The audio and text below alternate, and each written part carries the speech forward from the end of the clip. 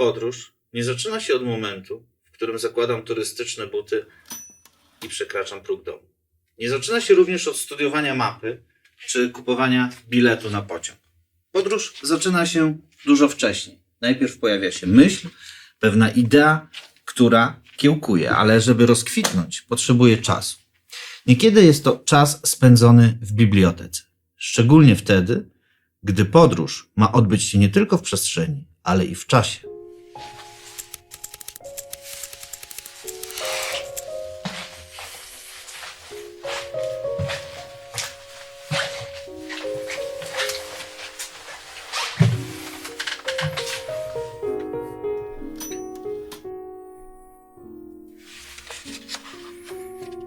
Do podróżowania w czasie potrzebny jest wehikuł. Wehikuł, który będzie jak busola, powiedzielibyśmy dzisiaj nawigacja.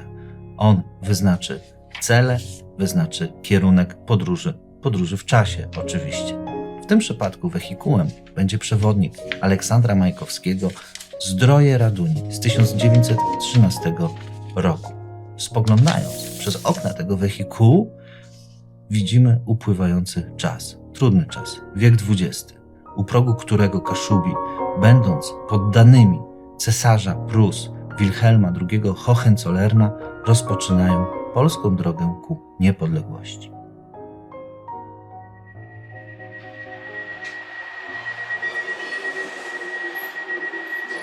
Aleksander Majkowski w 1913 roku polecał swoim czytelnikom dojechanie do Kaszub koleją przez Pruszcz Gdański. Rzeczywiście do niedawna problematyczny był przejazd z Kartus na przykład do Gdańska albo z Gdańska do Kartus. Jednak 3 lata temu otwarto pomorską kolej metropolitalną, tak zwaną PKM-kę. W ciągu roku z PKM-ki skorzystało 3 miliony osób. To jest 2017 rok. W ciągu pierwszego półrocza tego roku skorzystało już 2 miliony osób. A w samym sezonie turystycznym PKM-ką przejechało się 760 tysięcy ludzi. Stacja Gdańsk-Rzeszów. Przed 100 laty bilet z Gdańska do Kartus kosztował marek 3,20. Dzisiaj kosztuje 11 zł. Zmieniła się więc i waluta, i cena za bilet. Inne rzeczy są niezmienne. Dokładnie tak samo, jak opisuje to Aleksander Majkowski, już przed Żukowem zaczynamy widzieć za oknem tak zwane terytorium kaszubskie, jak on się wyraża. Czyli to, co zazwyczaj kojarzymy z Kaszubami. Wsie, pola, łąki, lasy i jeziora. Zwiedzający ziemię położone nad Radunią, tę tak zwaną Szwajcarię kaszubską, najlepiej uczyni, skoro Kartuzy weźmie jako punkt stały, z którego w różnych kierunkach zwiedzić można ten piękny szmat kraju. Z Sopotu i Gdańska jest bardzo dobra komunikacja koleją tam i nazad. Bilet powrotny 3. klasy kosztuje marek 3,20. Jedzie się koleją na Pruszcz, gdzie trzeba przesiadać się w kierunku Kartus.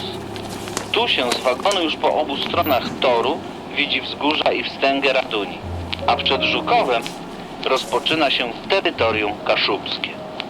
Przy Żukowie tor kolejowy mostem, mającym 107 metrów długości, krzyżuje Dolinę Raduni, ażeby odtąd już biec ciągle po prawym brzegu rzeki.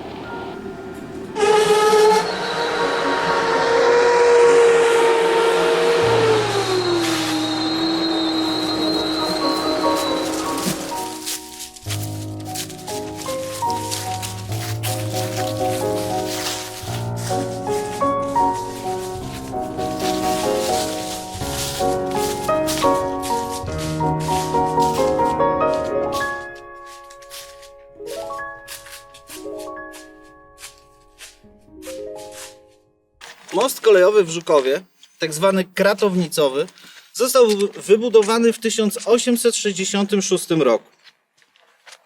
Tędy prowadziła i, jak się okazuje, będzie znowu prowadzić niebawem linia kolejowa z Kartus do Pruszcza Gdańskiego i z Pruszcza Gdańskiego do Kartus. I na tej trasie prawdopodobnie wielokrotnie tędy przejeżdżał Aleksander Majkowski.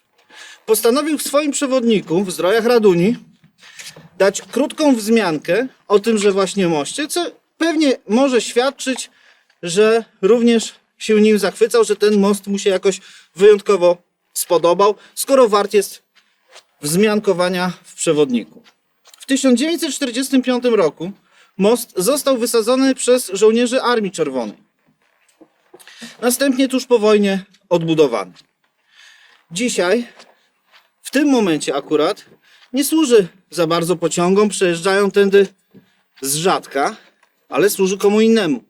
Służy również wspinaczom. Tutaj na filarach tego mostu założono ściankę wspinaczkową, a oprócz tego, jak słyszymy od miejscowych, tutaj przewieszają liny.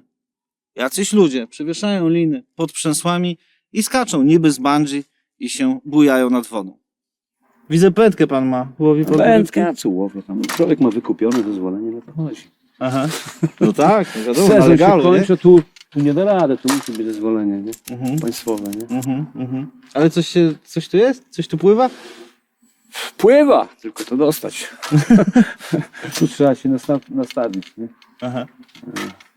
Ale coś pan tu łowi. Płotki o koniec. Płotki o konie. A ludzie tutaj spacerują? Ludzie? To w zeszłym tygodniu to byłem w niedzielę, to był taki kościół, tyle ludzi, że Tak? spacerują, kurde, to lina to skacze. Skaczą na linach. No. Ale bo tu się wspinają, tak? Tu jakoś tu spada i tu jakoś tam Huś tam. bujają tam, aż się coś stanie. Aha. A to się skończy niedługo. No skończy się jak Tak, pójdzie ruch, tak? Nie, bo tu potrafili między szyny, liny zawiązać o szyny, nie? Mhm. Tragedia, nie?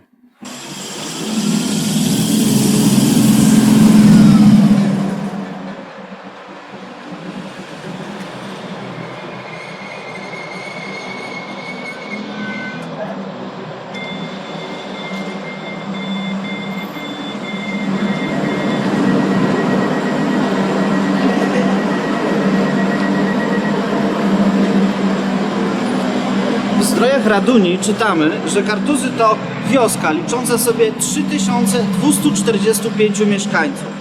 Wówczas znajduje się tu siedziba starosty oraz sądu okręgowego, podobnie zresztą jak i dziś. Tylko że dzisiaj Kartuzy liczą sobie około 15 000 mieszkańców. Ciekawe są ówczesne stosunki ludnościowe. Otóż, jak czytamy w przewodniku Majkowskiego, mieszka tutaj 1027 ewangelików, których zdaniem Majkowskiego należałoby utożsamiać z Niemcami. Oprócz tego mieszkają tu Żydzi w liczbie 127. Reszta to Polacy, jest ich 2000. Polacy Kaszubi, jak pisze Majkowski, posługując się obydwoma pojęciami jakby łącznie.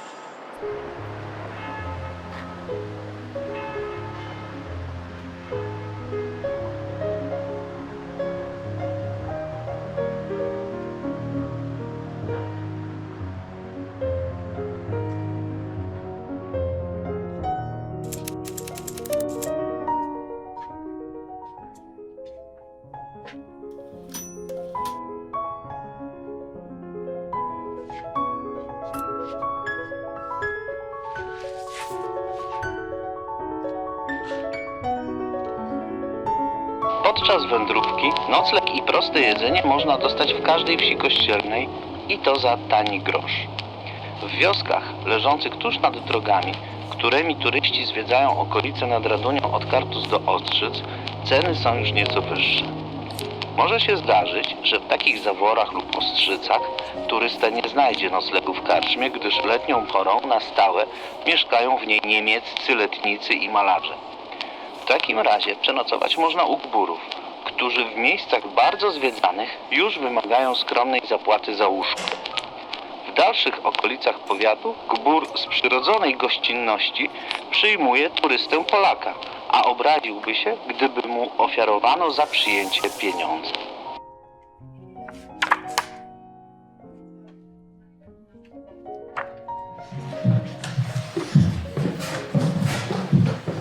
Dzień dobry. Witam serdecznie. Pani dyrektor, Majkowski w 1913 lub w 1912 bądź w 11, nie wiemy dokładnie kiedy pisał przewodnik Zdroje Raduni, wysiada na dworcu w Kartuzach. I co widzi? Wkracza do miasta, co to za miasto? Tak. Jeszcze Kartuzy nie są miastem, są jeszcze osadą dużą wiejską. U nas rzeczywiście mają status powiatu, który powstał w 1818 roku. Na pewno widzi piękne miasteczko, kurort turystyczny, wypoczynkowy, gdzie przyjeżdża wiele osób, żeby wypoczywać nie tylko w Ostrzycach, ale również w Kartuzach, bo jest bardzo dużo miejsc noclegowych, bardzo dużo hoteli. Widzi na pewno na rynku kościół ewangelicki, widzi na pewno place parkowe, to jest ulica Parkowa, to jest rzeczywiście pomnik, jeśli chodzi o pomnik żołnierza pruskiego. No i kieruje się właściwie w centrum miasta, każde centrum to ma swój ryneczek, to jest taki ryneczek czworobok w takim kształcie, no i rzeczywiście tutaj tętni życie. Ale to klimat tego miasta jest inny niż dzisiaj, prawda? Dzisiaj jak jesteśmy na ryneczku w dzień powszedni, jest gwar, są samochody, wszędzie parkingi. Jak to wówczas wyglądało?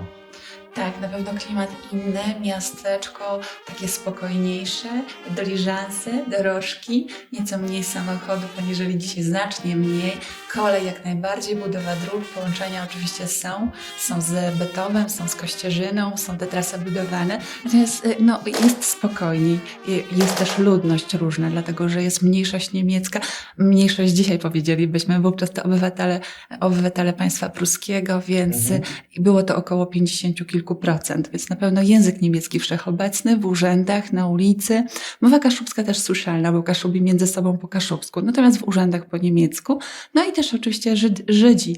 Też należy o tym pamiętać, że duży ich wkład, jeśli chodzi w Kartuzy, miasto, to jest też ogromne, ponieważ budowali kamienice i ten styl taki architektoniczny, też miasto urbanistyczne, no jest różnorodny, bo jest i neoklasycyzm, i jest barok, i renesans, no i też jest trochę secesji. Powstawały nowe ulice, ale na pewno wtedy nie było ulicy Cejnowy, nie było Majkowskiego, były to dukty leśne albo dukty rzeczywiście drogi piesze, szrotowe. Natomiast i było jezioro Czarne, które jest obecnie zasypane, nie ma tego jeziora, jest ulica Węglowa, gdzie mnóstwo Kaszubów wybierało się, nie tylko mieszkańców powiatu kartuskiego, na jagody, na grzyby, bo był to teren zalesiony, jezioro Czarne, jakby w takiej otulinie, otulone lasami. To na pewno Majkowski widział, tego dzisiaj już niestety nie mamy. Mamy ulicę Węglową. Od rynku szło się kilka minut i wchodziło się do lasu. Tak, można tak powiedzieć, dlatego że te główne ulice, rynek, to przecinały dwie ulice. Ulica Kościuszki, ulica Dworcowa. Ulica Dworcowa jak gdyby po prawej stronie tego rynku zwieńczająca i kończącego i Kościuszki rzeczywiście przez środek rynku wiodąca dalej do starostwa powiatowego w Kartuzach. Ten budynek to wtedy tam się mieściły te władze, natomiast no dzisiaj jest to sąd. I jeziora. I jeziora. Kilka jezior, w każdym z nich można było się kąpać, można było korzystać z kąpieli, Tak. wokół grzyby, las, wypoczynek, kurort.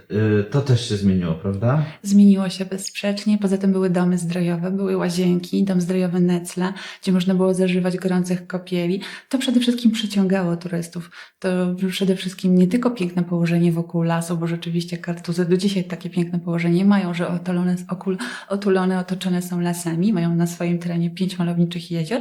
Natomiast rzeczywiście no wtedy można było się w nich kąpać, były łódki, które można było wypożyczyć, można było 1,5 kilometra przepłynąć sobie jeziora Klasztornego. Mamy mapę z okresu dwudziestolecia międzywojennego i prawdopodobnie taką lub podobną mapą mógł posługiwać się Aleksander Majkowski podczas swoich podróży. Gdzie tu mamy Kartuzy? Tak, tutaj.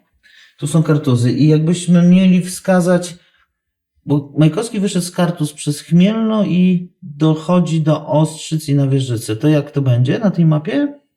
Na pewno idzie na plac Brunona, w związku z tym z ulicą Wzgórze Wolności kieruje się na ulicę Chmielańską, to znaczy, że będzie szedł drogą na Kosy. Tak, idzie drogą na Kosy. Dochodzi do Góry Tamowej, która pewnie jest, jeżeli tu są zawory, to gdzieś tutaj jest Góra Tamowa, a następnie idzie do Ostrzyc i wchodzi koło Szymbarka na Wieżycę. Na Wieżycę. Wejdziemy na Górę Tamową, przejdziemy do Zawór, przez Ręboszewo do Ostrzyc. Tak, Złota Góra. Dobry plan? Dobry plan, bardzo. Dziękuję bardzo. Dziękuję również. Wieś, jak pisze autor przewodnika, robi wrażenie bardzo schludnego, małego miasteczka, ale daleki jest od zachwytów. Styl domów, jak pisze autor, jest jednostajny, co prawdopodobnie można uznać za zarzut, gdyż jedynie miłe wrażenie robi kilka domków stojących w bocznych ulicach, wybudowanych w polskim stylu mansardowym.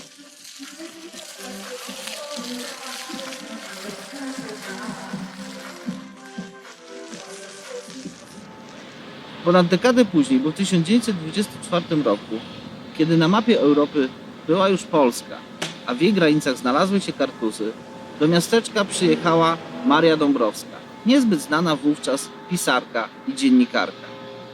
Powstał wtedy reportaż pod tytułem Jarzębinowa ziemia. Czytamy w nim. W Kartuzach domki są owinięte w bluszcz i w fiołkowe klematisy. Rynek jest płaski i pusty, ze swym rozsądnym kościołem ewangelickim, z rzędami równych drzew, ze sklepikami naokoło. Gdy kto mocniej zamknie drzwi, to słychać na całe miasto. Fiołki, rozsądny kościół ewangelicki i wszechobecna cisza. Gdy kto zamyka drzwi, słychać na całe miasto. Co dzisiaj pozostało z tamtych Kartuz?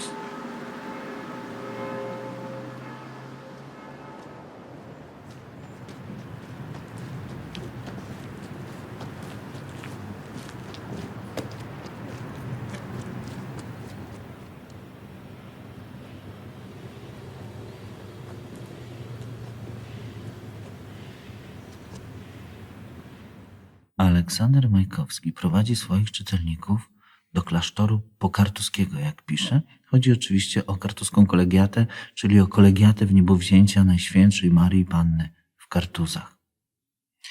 O Kartuzach, o zakonnikach pisze sporo w swoim przewodniku. Pisze o nich jednym zdaniem dobrze, a wieloma zdaniami źle. Przyznaje, że owszem, mieli oni duże zasługi, jeśli chodzi o działalność kulturalną, powiedzielibyśmy dzisiaj cywilizacyjną dla całego regionu Kaszub. Z drugiej strony ma do nich ogromny żal. Uważa ich za głównych germanizatorów tej części Kaszub. Pisze o tym, że sprowadzali ludność niemiecką, niemieckich osadników do kaszubskich wsi.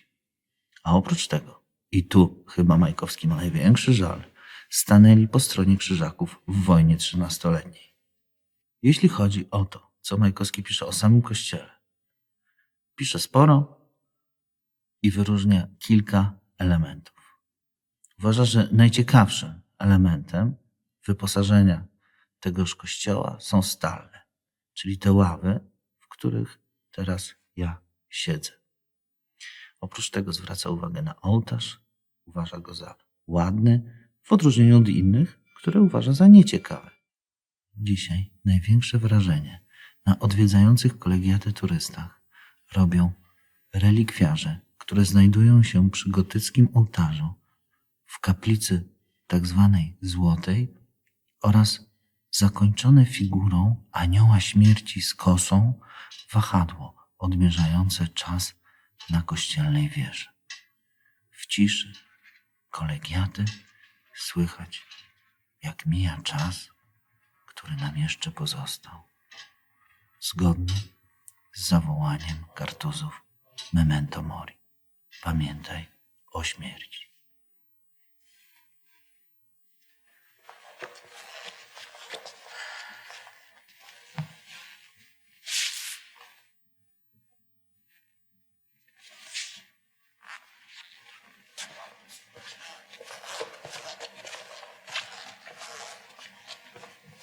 O ile przed 100 laty sam Kościół najprawdopodobniej wyglądał bardzo podobnie, albo tak samo jak i dzisiaj, o tyle stojący za mną refektarz wyglądał inaczej. Aleksander Majkowski pisze o tym, że stoi on pusty, niezagospodarowany. Dzisiaj znajduje się tam galeria sztuki nowoczesnej, a wystawiają w niej artyści znani nie tylko na Pomorzu, ale i w całej Polsce. Z pewnością Aleksander Majkowski byłby tym faktem uradowany. Mogłoby się wydawać, że niewiele się tu zmieniło w przeciągu ostatnich 100 lat. Jednak jest coś, co różni ten brzeg od tego, jakim on był w pierwszej dekadzie XX wieku. Zachowała się rycina z 1906 roku, zrobiona mniej więcej w tym miejscu, w którym ja się teraz znajduję, na której widać kąpiących się ludzi, a w tle pływające po jeziorze niewielkie żaglówki. Dzisiaj byłoby to nie do pomyślenia. Z prostego powodu. Jeziora są tak zanieczyszczone, że nie ma mowy o żadnej kąpieli. Nasi włodarze mówią, że zmieni się to w przeciągu najbliższych lat. Zobaczymy. Być może rycina z 1906 roku ożyje znowu.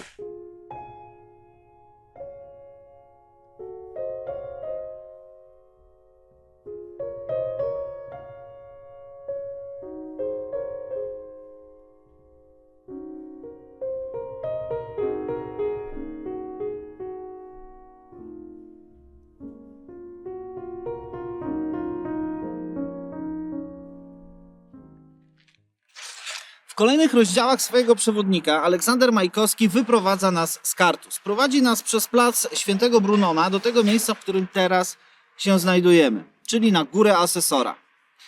Kim był ów asesor? Karl Pernin, tak się nazywał.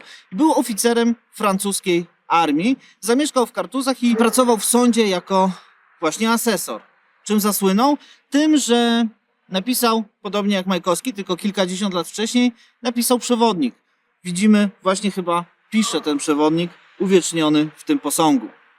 Stąd rozpościera się ładny widok, który podobał się również Aleksandrowi Majkowskiemu, jednak jak należy sądzić, Majkowski widział zupełnie co innego niż my dzisiaj z Góry Asesora, dlatego że widzimy przede wszystkim osiedle Wybickiego i bloki z Wielkiej Płyty. Z Góry Asesora Majkowski prowadzi nas do lasu, na Górę Tamową. Każe nam się kierować teraz znakami na drzewach. Coś w rodzaju naszego szlaku turystycznego, czy oznaczeń ścieżki rowerowej, czy też może szlaku Nordic Walking. Towarzystwo Upiększania Miasta wtedy, 100 lat temu, oznaczało drzewa i wytyczało w ten sposób ścieżki dla turystów. My dzisiaj nie mamy możliwości iść tamtą ścieżką, możemy jedynie domyślać się, którędy ona prowadziła, a pójść znakowanym szlakiem turystycznym PTTK.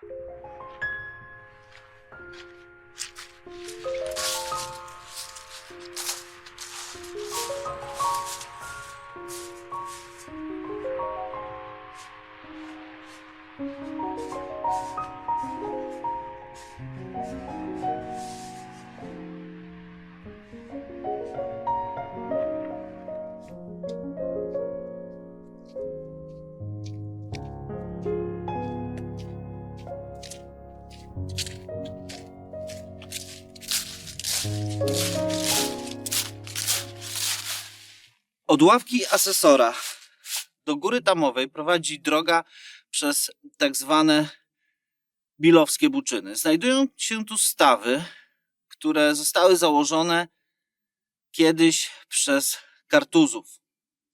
Zakonnicy hodowali tu ryby.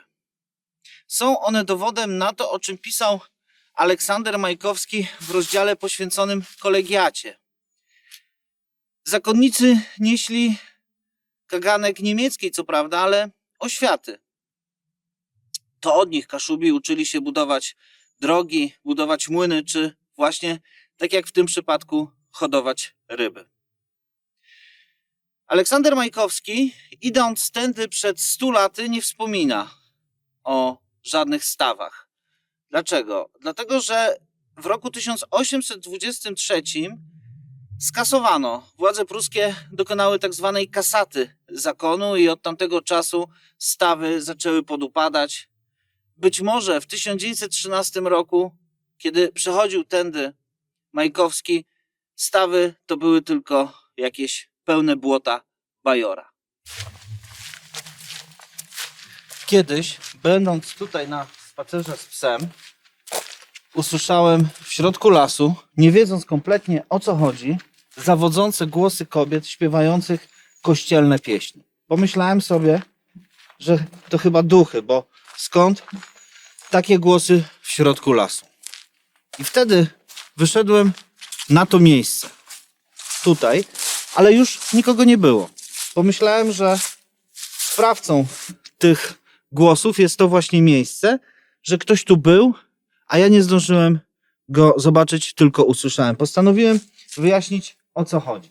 I okazało się, a historię tą znam od tutejszego leśniczego, że niejaki Stanisław Szeszuła, wcześniejszy leśniczy, postawił tutaj kapliczkę.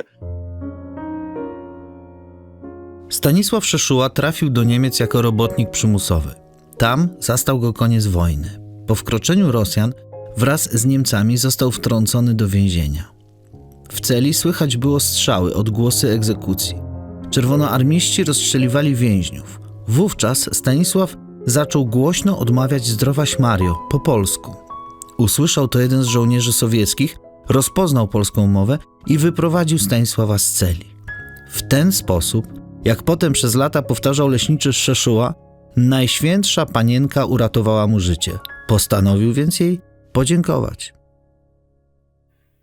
Kapliczka została umieszczona na zupełnie innym drzewie, kilkadziesiąt metrów stąd. Jednak tamto drzewo uschło. Leśnicy przenieśli kapliczkę na to drzewo i miejscowa ludność z Łapalic i z Kartuz, 3 kilometry stąd są Łapalice, Kartuzy również są 3 kilometry stąd, zaczęła tu przychodzić, żeby się modlić. Z czasem zaczęto odprawiać tutaj mszę. Raz w miesiącu odprawiana jest tutaj msza i prawdopodobnie, idąc z psem, byłem świadkiem, a w zasadzie nie byłem, bo się spóźniłem, ale słyszałem śpiewy kobiet, które uczestniczyły w takiej właśnie mszy. I w ten sposób cała sprawa się wyjaśniła.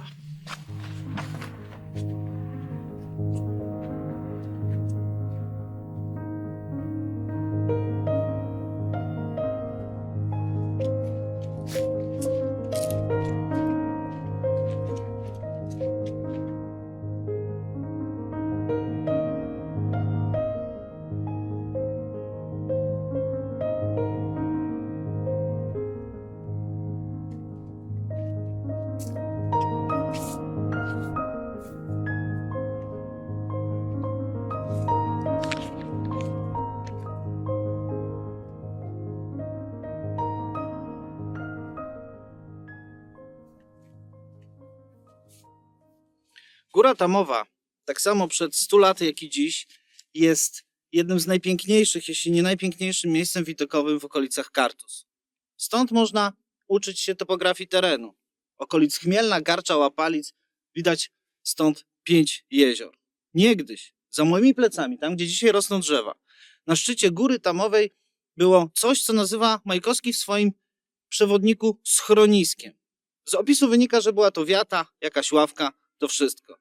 W okolicznym domostwie, gospodarstwie znajdowała się księga pamiątkowa zawierająca wpisy odwiedzających. Tak było przed 100 laty. Dzisiaj jest to teren prywatny. Żebyśmy mogli tu wejść, musieliśmy poprosić gospodarza o zgodę. Ma się to podobno zmienić. Póki co, jednak każdy odwiedzający musi się liczyć z tym, że wchodzi na czyjąś własność.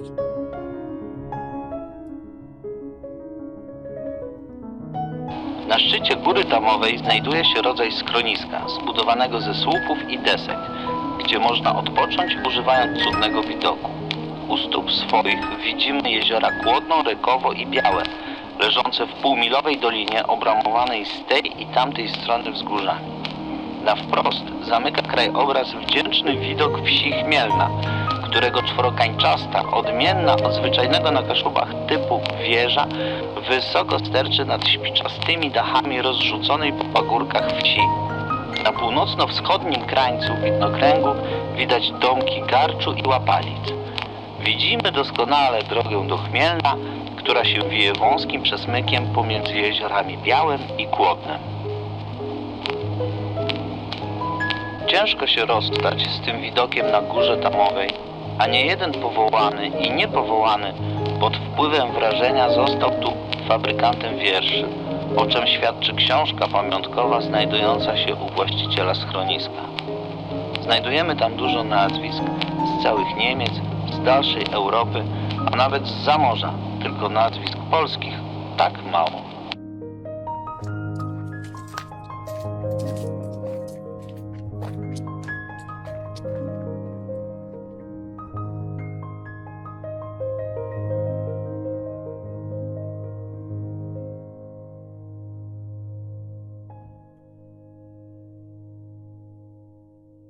Jesteśmy w małym, studyjnym, nowoczesnym kinie, które znajduje się w tej wiosce, którą 100 lat temu jako cichą i spokojną pewnie zacofaną z jego punktu widzenia, opisywał Majkowski. Mamy nowoczesne kino, w pełni profesjonalne kino, które jest na ten czas jedynym kinem w powiecie kartuskim. To kino ma swojego patrona, a jest nim Zbigniew Cybulski. Aktor, który wraz z swoją żoną wybrał Chmielno na miejsce swojego wesela. To tutaj w roku 60 odbyło się huczne towarzyskie wydarzenie, wesele Zbigniewa Cybulskiego i Elżbiety Chwalibuk. To wydarzenie to na stałe wpisało się w pamięć mieszkańców Chmielna, bo w tym czasie 30 sierpnia na to wesele zjechało wiele znanych postaci nie tylko kina, ale też świata artystycznego. No i to wesele odbiło się szerokim echem w okolicy. Pani Edyto, 100 lat temu Aleksander Majkowski opisywał Chmielno używając pojęcia wioska. Mieszkało to wówczas 697 Kaszubów katolików, jak pisał, 40 Niemców protestantów i 4 Żydów. Jak jest dzisiaj? Chmielno wioską jest nadal, ale zdecydowanie trochę inną niż te 100 lat temu. Mieszkańców przybyło, około 1000 mieszkańców w Chmielnie więcej do tamtego okresu. Czyli dzisiaj ma około 1700? Ponad 1700 mieszkańców, mhm. tak. Przyrost naturalny nadal jest wysoki tutaj, Najwyższy w kraju. jak to na Kaszubach. Mhm. Em, To znaczy, że się Nic. dobrze żyje, co? Oczywiście i żyje, mieszka i pracuje tutaj, w Chmielnie. Mhm. I wypoczywa. A właśnie, no bo Chmielno zamiera na zimę, przynajmniej tak to wygląda na pierwszy rzut oka, być może się pani ze mną nie zgodzi, a latem rozkwita. Jest tłumno i gwarnie. Tak, a to dlatego, że przyciągają tutaj rzesze turystów, nie tylko z kraju, ale też z zagranicy. Rolnicy utrzymują się głównie z uprawy truskawek kaszubskich. To jest gmina, w której jest najwięcej certyfikowanych plantacji produktu regionalnego truskawka kaszubska, A skoro ale jesteśmy też przy mleczarstwo. truskawce, to proszę powiedzieć, co się dzieje w lipcu? W lipcu Lipcu? zahaczymy jeszcze o koniec czerwca. Wtedy dojrzewają tutaj najsmaczniejsze truskawki, powiem w Polsce, a może i szerzej, truskawki kaszubskie. Mhm. Tutaj na tych stokach chmieleńskich, stokach kaszubskich, nad jeziorami mamy zagłębie truskawek kaszubskich. Te truskawki dojrzewają na Pojezierzu Kaszubskim, gdzie mikroklimat jest dość surowy i dlatego też mają one, te owoce, bardziej wyrazisty smak i aromat. Majkowski nie mógł o tym wiedzieć, bo w 1913 roku te plantacje truskawek dopiero powstawały. Jeszcze nie było słynnej kaszubskiej truskawki, ona dopiero się rodziła, ale wy pod koniec czerwca świętujecie truskawkę. Tak, tutaj świętujemy, organizując Festiwal Truskawek Kaszubskich.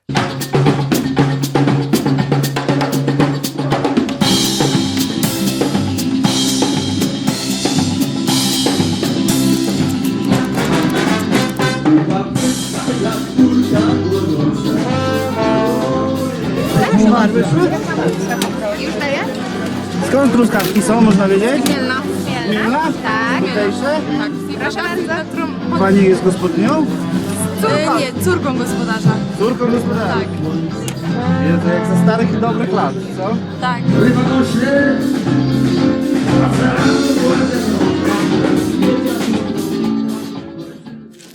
I tak oto z ponad 100-letnim przewodnikiem w dłoni docieramy do wsi Zawory. Aleksander Majkowski napisał, że wieś Zawory liczy 360 mieszkańców, w tym 6 Niemców, a reszta to Kaszubi. Zachwyca się tą wsią. Pisze, że jest jedną z najpiękniej, najoryginalniej położonych wsi na, jak to określa, wyżynie nadraduńskiej. Zwraca uwagę czytelnika na stromą górę i tarasy, które chylą się ku toni jeziora. Opisuje, że pomiędzy tymi tarasami, niczym gniazda jaskółcze, są przycupnęły, jak to określa, pojedyncze wiejskie chaty. Pisze, że jest to miejsce, ustronie, gdzie brak jest wrzasku nowoczesnego życia. I tylko jedna rzecz mu tutaj przeszkadza. Otóż opisuje, że znajduje się tu kolejka wąskotorowa do łapalic, co mu się bardzo nie podoba. Pisze, że nawet i w tak pięknym, pełnym naturalnego piękna miejscu do takiego miejsca sięga chciwa dłoń przedsiębiorczego człowieka. Pytanie otwarte jest takie, co dzisiaj by powiedział Aleksander Majkowski, gdyby zobaczył wieś Zawory taką, jaka ona dzisiaj jest. Autor przewodnika Zdroje Raduni ze wsi Zawory do Ręboszewa przeszedł tamtą stroną jeziora. Dzisiaj, gdyby chciał tamtędy przejść, miałby do wyboru albo iść po asfalcie, ruchliwą trasą, szosą, albo przedzierać się przez ogrodzenia, gdyż działki nad jeziorem stanowią również własność prywatną.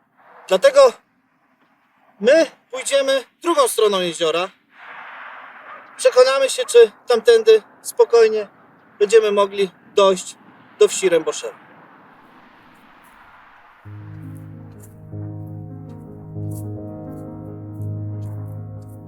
W obcowaniu z ludnością wiejską kaszubską trzeba pamiętać, że z nader małymi wyjątkami nie ma ona tradycji poddaństwa.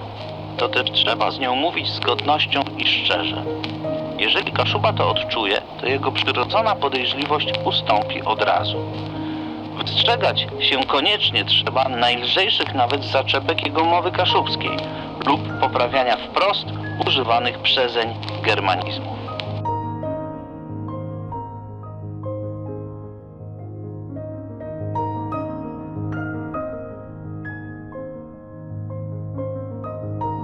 Jest to czarna plama na charakterze Kaszubów, zwłaszcza żyjących w ziemi nadraduńskiej, że o byle co wszczynają procesy i procesują się zapamiętale, bogacąc sąd i adwokatów.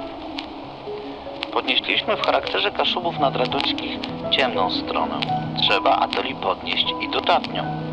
Oprócz głębokiej religijności i miłości ziemi, wyszczególnić należy szczerą gościnność słowiańską tego ludu. Na przybysza z innych stron Polski zrobi on wrażenie człowieka zamkniętego w sobie, podejrzliwego. Fałszywy atoli nie jest nigdy. W interesach jest rzetelny, przytem skromny, zapobiegliwy i pracowity. Znany jest jego upór, który dobrze kierowany jest rysem pod względem społecznym, bardzo dodatnim.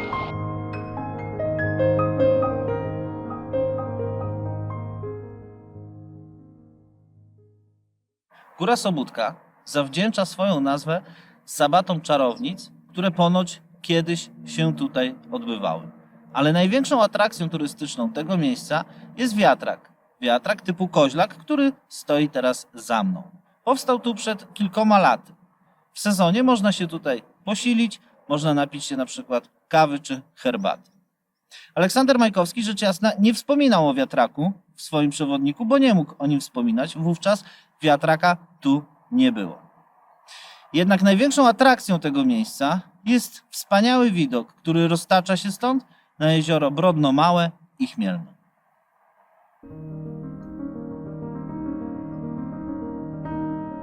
Rodakom z dalszych stron Polski, zwiedzającym, radzić można, ażeby nieznającego niewoli gbura kaszubskiego traktowali z szacunkiem i szczerością, jako rodaka. Chłopu oczywiście się nie mówi pan, bo to go zrobi niepewnym siebie, ale się odzywa do niego przez wy. Natomiast gbur, szczególnie szlachcic lub średni właściciel, odezwanie się doń przez pan uważać będzie za rzecz naturalną.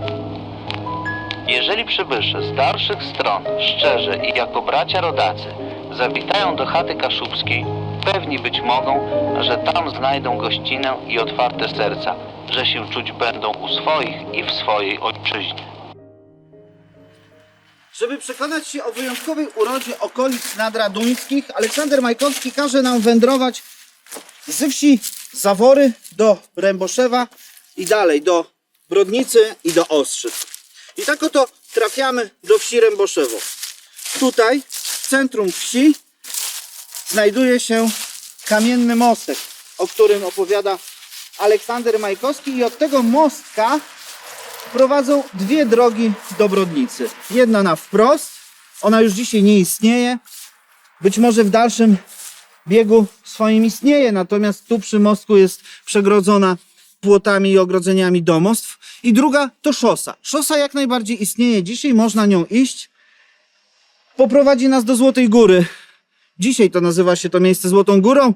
Aleksander Majkowski tej nazwy nie używa. Wspomina, że jest tam wspaniały widok i rzeczywiście widok ze Złotej Góry jest wspaniały. Ale co ciekawe, Aleksander Majkowski wybiera dla swoich podróżników szosę.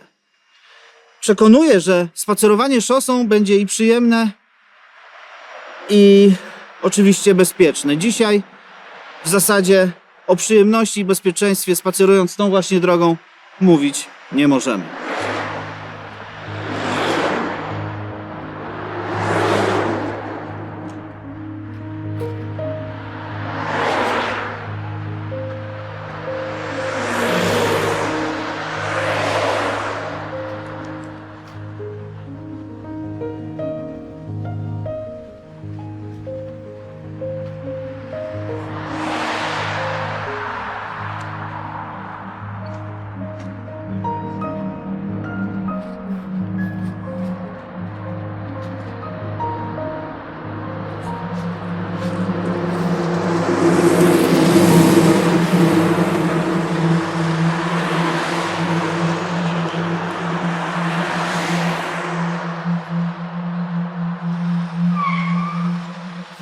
Tutaj prawdopodobnie były łąki, pastwiska, być może odrobina lasu. No i widok. Widok rozciągający się na jezioro Wielkie Brodno, dalej na Ostrzyce i na Górę Wieżyce. Widok został, chociaż jest ograniczony drzewami, ale miejsce to zmieniło się, można by rzec, w ciągu ostatnich 100 lat nie do poznania. Przede wszystkim stanął tutaj amfiteatr. Odwrócona łódź to dach tegoż amfiteatru, widoczny z oddali. Na stokach Złotej Góry bywa, że tysiące ludzi bawią się przy muzyce, najczęściej dyskotekowej. Za amfiteatrem znajduje się przystań żeglarska. Odbywają się tam zajęcia szkółki żeglarskiej. Jest tam też wypożyczalnia kajaków. Uroku temu miejscu i temu widokowi na pewno dodają białe żagle, które latem często wzbogacają ten widok na wodach jeziora Wielkie Brodno.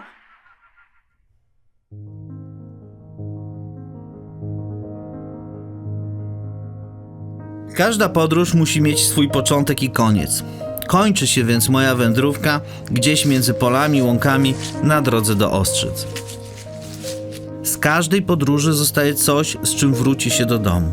Wracam więc z niedającym spokoju pytaniem, co Kaszubom przyniosła Polska, której tak mocno pragnął Aleksander Majkowski. Przyniosła wielką radość, ale i rozczarowanie roku 1920. Wspólne budowanie ojczyzny w okresie dwudziestolecia międzywojennego.